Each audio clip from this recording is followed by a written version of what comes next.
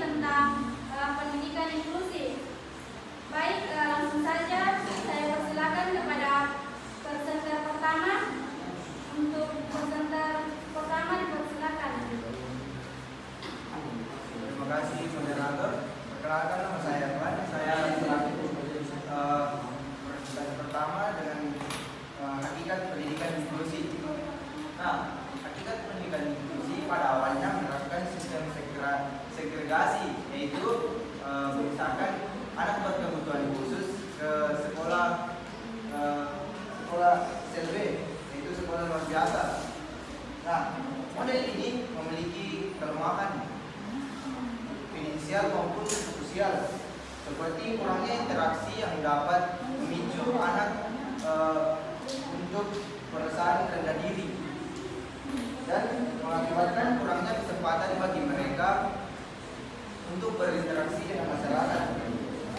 Seiring berjalannya waktu, muncullah model baru, yaitu model mainstreaming, yaitu memberikan alternatif kepada siswa anak berkebutuhan khusus di sekolah, kemudian mendapatkan pendidikan yang umum. Kemudian masuk di Indonesia, pendidikan inklusif mulai dikembangkan pada tahun 2000, tapi masih sangat terbatas. Hanya daerah-daerah kota diakses terpencil masih terbatas. Kemudian ABK dapat belajar bersama anak reguler untuk mengoptimalkan potensi mereka dan mengatasi kendala pendidikan yang ada. Saya kembalikan ke moderator.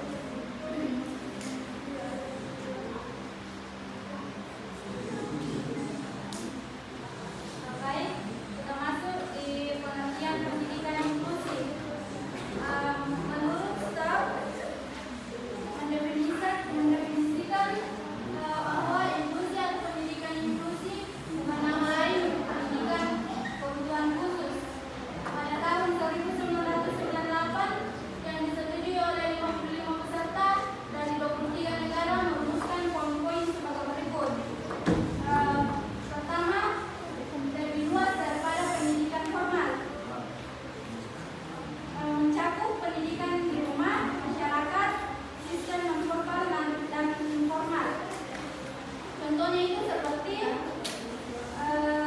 sistem non formal kelompok belajar. Dan yang kedua, mengakui bahwa semua anak dapat belajar.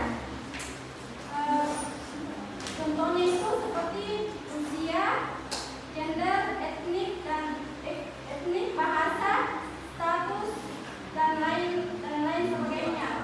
Dan yang ketiga, mengakui bahwa semua anak dapat belajar.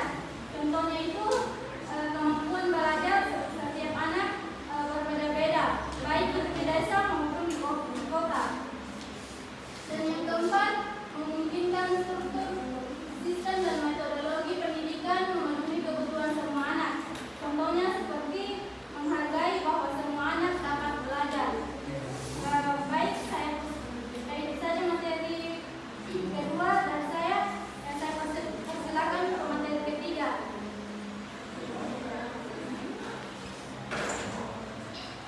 Terima kasih moderator. Perkenalkan, nama saya Andreina Malaysia Nasrani.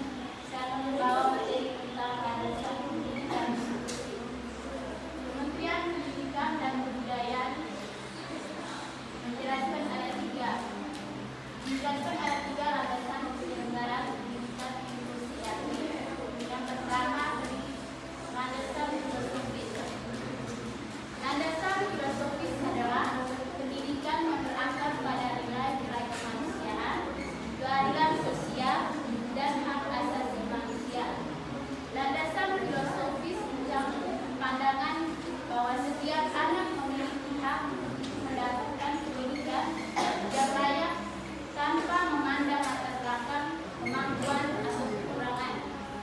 Yang kedua, landasan yuridis. Landasan ini merujuk pada dasar hukum yang mendukung hak-hak anak untuk mendapatkan pendidikan serta kewajiban negara untuk menyediakan pendidikan yang dapat terakses oleh semua warga negara, termasuk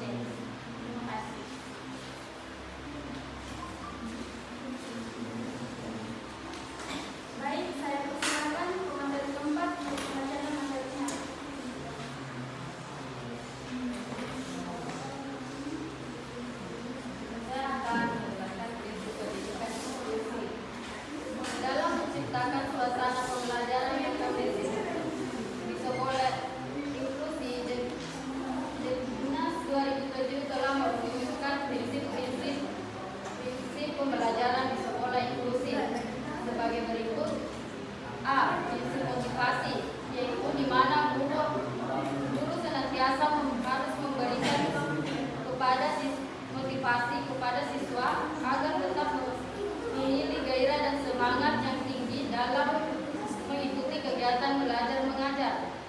B. Prinsip latar atau konteks, di mana guru perlu mengenal siswa secara mendalam, menggunakan contoh, memanfaatkan sumber belajar yang ada di lingkungan sekitar dan semaksimal mungkin. C. Prinsip hubungan sosial, yaitu landasan penting dalam menciptakan lingkungan belajar yang mendukung semua siswa termasuk mereka yang memiliki kebutuhan khusus.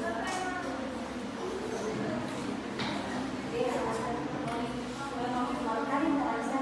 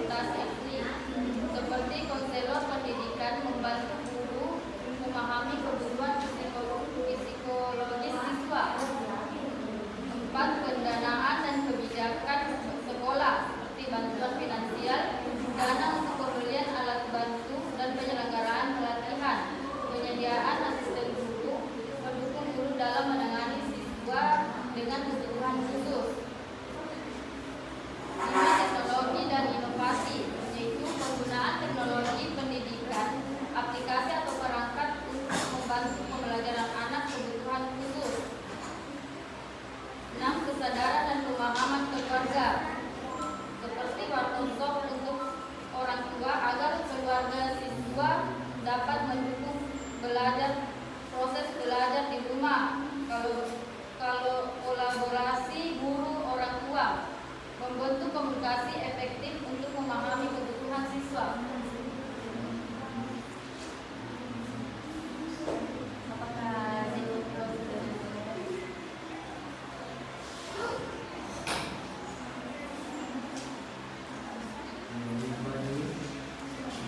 baik, saya persilakan kepada siswa untuk menjawab pertanyaan dari si Diva. Baik, saya akan menjawab pertanyaan dari apa saja prinsip utama yang mendasari pendidikan inklusif dan jelaskan bagaimana prinsip tersebut diwujudkan dalam praktik. Yang pertama, prinsip utama pendidikan inklusif.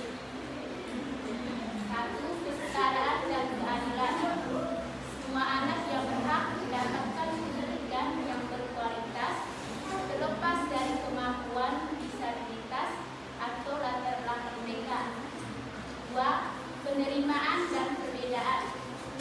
Merayakan keberagaman dan perbedaan, menciptakan lingkungan yang menerima dan menghormati semua anak. 3. Partisipasi dan pengalaman bermakna. Memberikan kesempatan bagi semua anak untuk berpartisipasi aktif dalam pembelajaran dan memiliki pengalaman belajar yang bermakna. 4. Aksesibilitas. Memastikan aksesibilitas fisik, kognitif, dan sosial bagi semua anak, termasuk penyediaan alat bantu dan notifikasi.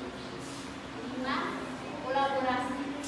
Kerjasama antara guru, orang tua, dan profesional lainnya untuk memenuhi kebutuhan setiap anak. 2. Mewujudkan prinsip dalam praktik. 1. Kurikulum yang inklusif. Menyesuaikan kurikulum untuk memenuhi kebutuhan belajar yang beragam dengan penyediaan pilihan dengan modifikasi. 2. Pembelajaran diferensiasi. Menawarkan berbagai metode pembelajaran untuk memenuhi kebutuhan belajar yang berbeda-beda. 3. Dukungan individual. Menyediakan dukungan individual bagi anak yang membutuhkan tutor, terapis, atau alat bantu. 4. Lingkungan yang inklusif. Menciptakan lingkungan fisik dan sosial yang ramah dan mendukung bagi semua anak. 5. Kolaborasi dengan orang tua. Melibatkan orang tua dalam proses pembelajaran dan pengambilan keputusan.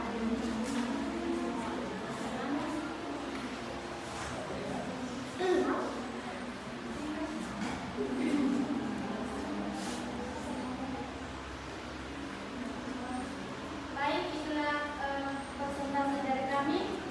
Mohon maaf bila ada salah kata.